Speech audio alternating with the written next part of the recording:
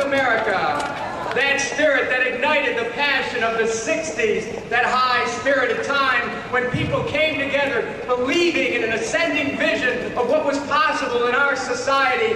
That vision belongs to California, belongs to America, belongs to the world. Let's revive and call it forward once more. Let's create the America of our dreams, beginning here in California.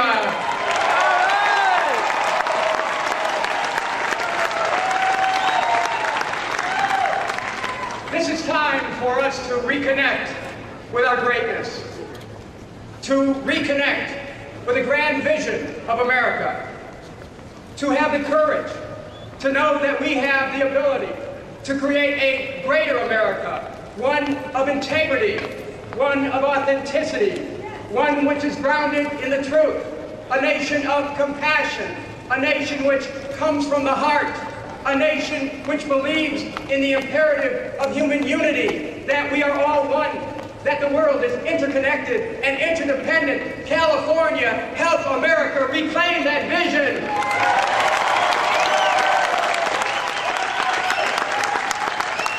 I speak of the imperative of peace.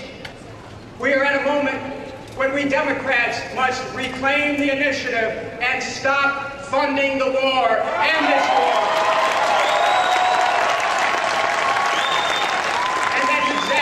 My proposal, H.R. 1234, is about a plan to end the war, which understands that we must end the occupation, close the bases, bring our troops home, have a parallel process that reaches out to the international community, reaches out to Syria, reaches out to Iran, puts together an international peacekeeping force that moves in as our troops lead. It is time for America to end the occupation, to end the war.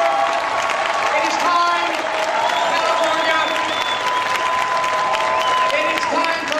Challenge this idea of war as an instrument of policy. It is time for the Democratic Party to stand and reject preemptive war, to stand and reject policies of unilateralism and policies that separate us from the world. Let's create a world as one. Let's create the context for human unity, California. This is the time for us to unite the people of the world. We must not only challenge war, we must challenge the type of thinking which tells us that war is inevitable. This is what the Department of Peace and Nonviolence is all about. H.R. House Resolution 808 takes the dream of Dr. King, of Gandhi, of Christ, of all the great visionaries and leaders of our time, and brings to it a plan to deal with the issues of violence in our society, issues of domestic violence, spousal abuse, child abuse, violence in the schools, racial violence, gang violence, violence against gays, police-community relations clashes. We know that we have the capacity to transcend violence. We know that we can reconnect with the angels of our better natures. We know that we're waiting for an educational program that will teach our children peace-giving, peace-sharing, conflict resolution, peer mediation. We can create the beloved nation with a Department of Peace and Nonviolence. We can create a more peaceful culture. America can become the nation of peace. America, with the guiding principles of peace, which enable us to reconnect with the world and give a commitment to peace at home, can play the central role in an even-handed approach to bringing peace to the Middle East. This needs to be a guiding principle of the next president, and I intend to be able to reach out to both to the Israelis and the Palestinians to once and for all reconcile the differences. We must do that. We must bring our brothers and sisters together. When our brothers and sisters are killing each other, it's for us to help reconcile them, not take the position of one against the other, but bring them together so that both may survive. And so we move from the imperative of peace to the imperative of a healthy planet. We move from challenging this thinking that creates global warring to the type of thinking that creates global warming. And we need to challenge the oil companies who have locked us into energy policies and moved towards wind and solar and green energy, create a green America. Come on, California! California is ready to lead the way. California has led the way.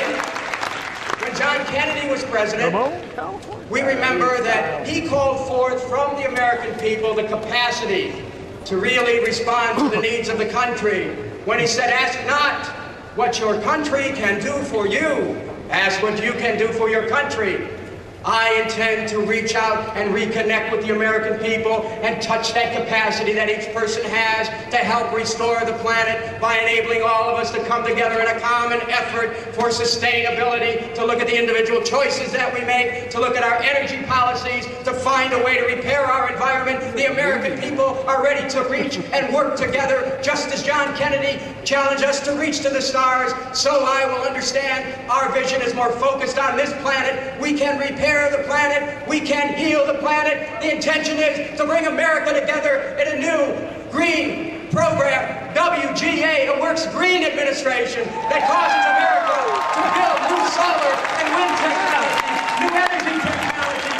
California will have a tremendous economic boom, creating those new jobs, and we're just on the threshold of it. We need only a president to call that capacity forward from the American people, and I'm prepared to be that president. California! California! Let us connect with peace and healthy families. We know that a central reason for poverty in America is because many people have lost everything they owned because they couldn't afford to pay the doctor bills. Do you know the leading cause of bankruptcies in America? People can't afford to pay the doctor bills. The leading cause of foreclosures in America. People can't afford to pay the doctor bills. We have a country that has such great wealth. We spend $2.2 trillion a year on health care. But 31 cents on a dollar goes for corporate profits, for stock options, for executive salaries, for advertising, marketing, the cost of paperwork. This for-profit healthcare system has denied 46 million Americans any health care at all. 50 million Americans are underinsured. It is time for the American people to have a president who is ready to challenge this system and call forth Medicare for all, a universal, single-payer, not-for-profit healthcare system. California, are you ready for this? California, are you ready for a president who will challenge the insurance companies? Are you ready for a president who understands that the biggest concern of our families is whether or not they'll be able to pay the premiums, the co-pays, the deductibles? Now, some of my dear friends who are also running are saying their idea is to cause the government to subsidize the insurance companies. With your help, we'll take that animating power and courage that came from many of you in California to establish a healthcare system you can call your own, so that we can establish a healthcare system the American people can call their own under a Kucinich White House.